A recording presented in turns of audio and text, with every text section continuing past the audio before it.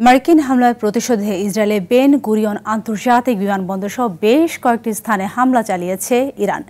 ইসরায়েলের সেনাবাহিনী জানায় রোববার 2 দফায় মোট 27টি শার্পনেল ক্ষেপণাস্ত্র নিক্ষেপ করে তেহরান। এদিকে প্রেসিডেন্ট পুতিনের সঙ্গে আলোচনার জন্য রাশিয়া যাচ্ছেন ইরানের পররাষ্ট্রমন্ত্রী আব্বাস আরাকচি। অন্যদিকে যুক্তরাষ্ট্রের হামলাকে আন্তর্জাতিক আইনের সুস্পষ্ট লঙ্ঘন বলে মনে করেছে রাশিয়া। সামদানি প্রত্যয়ের রিপোর্ট। ফোর্দো, নাতানজ ও ইস্পাহানের পারমাণবিক কেন্দ্রগুলোতে মার্কিন হামলার পাল্টা জবাব দিতে দেরি করল না ইরান। রোববার সকাল থেকে তেল আবিবের বেশ কয়েকটি বিমানবন্দর সহ সরকারি গুরুত্বপূর্ণ স্থাপনায় হামলা চালায় ইরান।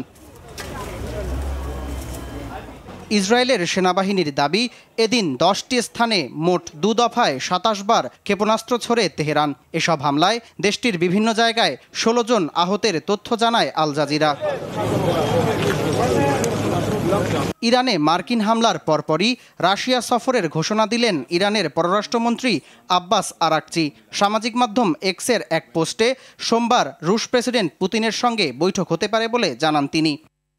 রাশিয়া ইরানের বন্ধু, আমরা একটা কৌশলগত অংশীদারিত্ব উপভোগ করছি। সবসময় আমরা পরস্পরের সঙ্গে পরামর্শ করি এবং সমন্বয় করি।